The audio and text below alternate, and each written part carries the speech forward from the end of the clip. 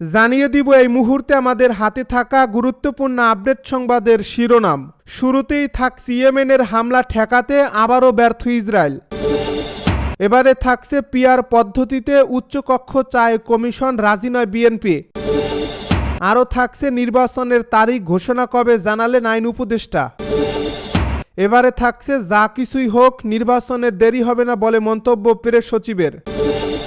সব শেষে জানিয়ে দিব নোয়াখালীতে নিষিদ্ধ ছাত্রলীগের ঝটিকা মিছিল, আটক 4।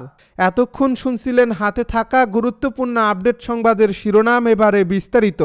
তবে তার আগে অনুরোধ রইল ভিডিওটিতে একটি লাইক এবং কমেন্ট করে জানিয়ে দিন ভিডিও সম্পর্কে আপনার মূল্যবান মতামত। আরও জানিয়ে দিন ভিডিওটি কোথা থেকে দেখছেন বা কোন জেলা থেকে দেখছেন। ইয়েমেনের জ্বালায় ইসরায়েল সরকারের ঘুম উড়ে গেছে। একের পর এক ড্রোন আর মিসাইল হামলা চালিয়ে ইসরায়েলকে অস্থির করে রেখেছে ইয়েমেনি বিদ্রোহীরা। এরই মধ্যে বিদ্রোহী গোষ্ঠী ইসরায়েলের 3টি গুরুত্বপূর্ণ স্থানে ড্রোন হামলা চালিয়েছে। এতে 5টি ড্রোন ব্যবহার করা হয়, খবর সাফাক নিউজের।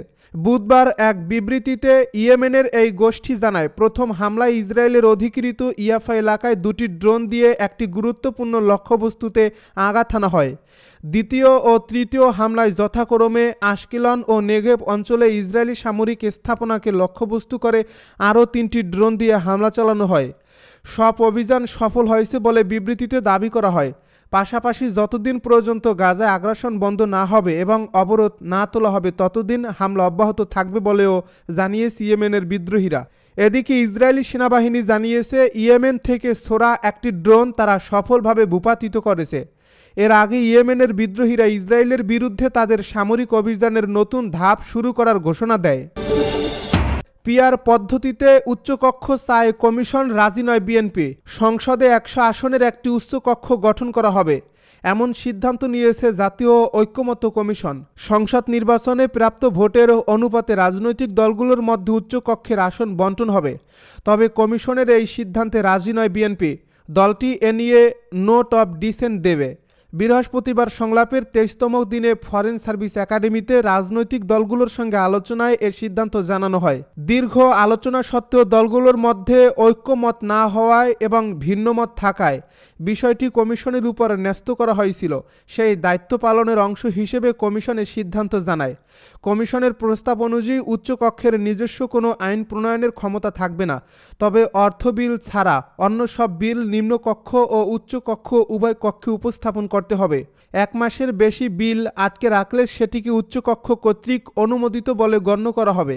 নিম্নকক্ষ কর্তৃক প্রস্তাবিত বিলগুলো পর্যালোচনা ও বিশ্লেষণ করবে উচ্চকক্ষ এবং নির্ধারিত সময়সীমার মধ্যে তা অনুমোদন অথবা প্রত্যাখ্যান করতে হবে। নির্বাচনের তারিখ ঘোষণা কবে জানালেন আইন উপদেষ্টা। আগামী কিছুদিনের মধ্যেই জাতীয় সংসদ নির্বাচনের তারিখ ঘোষণা করা হবে বলে জানিয়েছেন আইন, বিচার ও সংসদ বিষয়ক উপদেষ্টা ডক্টর আসিফ নজরুল। বৃহস্পতিবার সচিবালয় সংস্কার ও সমসাময়িক বিষয়ক আয়োজিত সংবাদ সম্মেলনে উপদেষ্টা একথা জানান। গত 3-4টি নির্বাচনে ভোট দিতে পারিনি, সামনে আমরা ভোট দিতে পারবো তো, এমন প্রশ্নের উত্তরে উপদেষ্টা বলেন, অবশ্যই পারবেন, ভোট দিতে সবাই পারবেন। আপনাদের উদ্যোগটা কি জানতে চাইলে তিনি বলেন, আমাদের কোনো উদ্যোগ নেই, যা নেওয়া হচ্ছে না। ভোটাধিকারের কথা বলছেন। ক্লাসে যখন যেতাম জিজ্ঞেস করতাম ছাত্রদের, আপনাদের মধ্যে কে কে ভোট দিয়েছেন? তারা হাসাহাসি শুরু করতেন। কেউ কেউ বলতেন, স্যার ভোট দিয়েছি, তবে 10 থেকে 12টা। 90% বলতেন তারা ভোট দেননি। যাই হোক, আমাদের সেই দুঃখ ঘুচবে। আমরা 18 বছর ধরে ভোট দিতে পারিনি। আগামী জাতীয় নির্বাচনের তারিখ কবে ঘোষণা করা হবে জানতে চাইলে আইন উপদেষ্টা বলেন, নির্বাচনের সময় তো জাস্ট ওয়েট করুন, কিছুদিনের মধ্যে ঘোষণা শুনবেন। 2008-এ তত্ত্বাবধায়ক সরকারের সময় যে নির্বাচন হয়েছিল সেটা নিয়ে প্রশ্ন নেই। এর পরের নির্বাচনগুলো নিয়ে প্রশ্ন উঠেছে বলে মন্তব্য করেন তিনি। যা কিছুই হোক নির্বাচনে দেরি হবে না বলছে প্রেস সচিব। প্রধান উপদেষ্টার প্রেস সচিব শফিকুল আলম বলেছেন, আগামী 5 থেকে 6 দিনের মধ্যে আমরা বুঝবো আমরা কোথায় যাচ্ছি। তবে যা কিছুই হোক না কেন নির্বাচনে দেরি হবে না।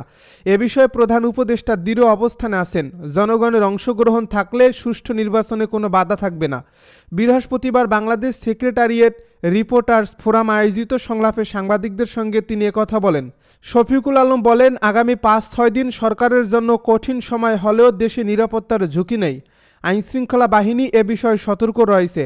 দেশের মানুষ এক থাকলে একজন মানুষ রাস্তায় দাঁড়িয়ে দেশকে অস্থিতিশীল করতে পারবে না। শান্তিপূর্ণ পরিবেশে নির্বাচন হবে আশা প্রকাশ করে প্রেস সচিব বলেন, অন্তর্বর্তী সরকারের অধীনে এবারের নির্বাচন সবচেয়ে সুষ্ঠু একটি নির্বাচন হবে। কিছু রাজনৈতিক দলের মধ্যে দ্বন্দ্ব দৃশ্যমান হলেও সুষ্ঠু নির্বাচনের জন্য এর কোনো প্রভাব পড়বে না। জিরো ভায়োলেন্সে এবারে নির্বাচন হবে।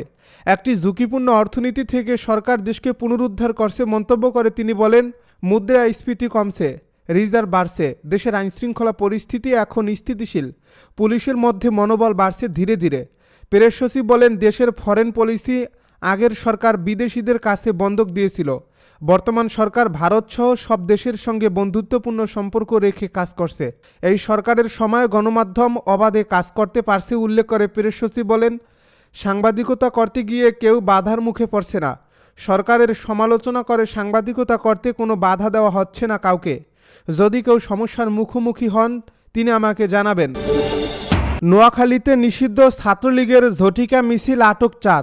নোয়াখালীর বেগমগঞ্জে নিষিদ্ধ ছাত্রলীগের নেতাকর্মীদের ঝটিকা মিছিলের খবর পাওয়া গেছে। পুলিশ অভিযান চালিয়ে 4 জন আটক করছে।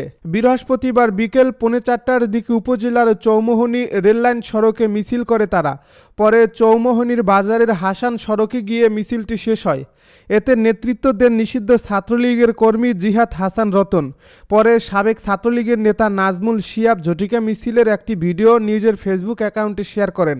স্থানীয়রা জানায়, বিকেলে 4:45টার দিকে উপজেলার চৌমোহনী রেললাইন থেকে হাসান সড়ক এলাকায় 25 থেকে 30 জন কিশোর তরুণকে কয়েকটি ফেস্টুন ও একটি ছাত্রলীগের ব্যানারে মিছিল করতে দেখা যায়।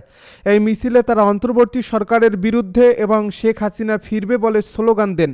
স্থানীয় নেতা শিয়াব ভাইয়ের নেতৃত্বে ঐক্যবদ্ধ বলে স্লোগান দিয়ে মিছিল শেষ করে। বেগমগঞ্জ উপজেলা ছাত্রদলের সাবেক সদস্য সচিব দাউদুর রহমান বলেন, ফ্যাসিস্ট আওয়ামী লীগের অত্যাচারের চিহ্ন বয়ে বেড়াচ্ছে লাখ লাখ নিরপরাধ মানুষ, কিন্তু স্থানীয় প্রশাসনের গাফিলতিতে তাদের দলের নিষিদ্ধ সহযোগী সংগঠনের নেতাকর্মীরা প্রকাশ্যে মিছিল করার সাহস দেখাচ্ছে। এ বিষয়ে বেগমগঞ্জ থানার ভারপ্রাপ্ত কর্মকর্তা দেওয়ান লিটন বলেন, খবর পেয়ে তাৎক্ষণিক অভিযান চালিয়ে 4 জনকে আটক করা হয়েছে। এই ঘটনায় জড়িত অন্যদের গ্রেপ্তারে অভিযান চলছে। ওবায়দুল কাদেরের কুকীর্তি ফাঁস করল ভারতীয় মিডিয়া। টেলিগ্রামে চাঁদাবাজি, অনুমোদিত গ্রুপ পরিচালনা ও রাজনৈতিক কার্যক্রমে অর্থ সংগ্রহের অভিযোগে এবার ওবায়দুল কাদেরের বিরুদ্ধে বিস্ফোরক তথ্য প্রকাশ করল ভারতীয় সংবাদ মাধ্যম। ক্ষমতা হারানোর পরেও আওয়ামী লীগের এই শীর্ষ নেতা কিভাবে ভার্চুয়াল মাধ্যমে দল পরিচালনা ও অর্থ আদায়ের চেষ্টা করছেন তা তুলে ধরা হয়েছে ওই প্রতিবেদনে।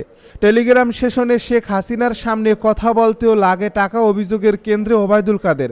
আগামী 5 আগস্ট যে দিনটি শেখ হাসিনার ভারতে আশ্রয় নেওয়ার 1 বছর পূর্ণ হবে, তার আগেই আওয়ামী লীগের ভেতরে তীব্র অস্থিরতা তৈরি হয়েছে।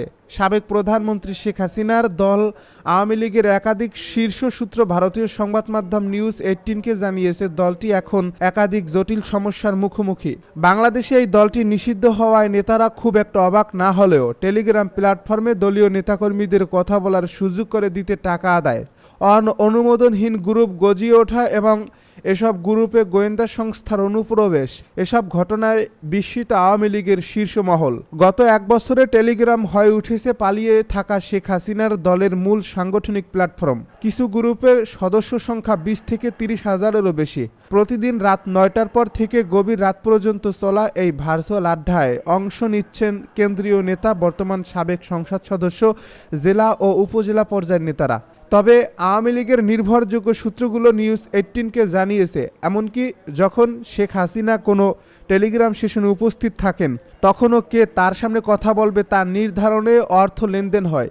এ বিষয়ে সন্দেহের কেন্দ্রে রয়েছেন দলটির সাধারণ সম্পাদক ওবায়দুল কাদের। ওবায়দুল কাদেরের এখন নিজের রাজনৈতিক কর্মকাণ্ডের মঞ্চ হিসেবে টেলিগ্রামকে বেছে নিয়েছেন।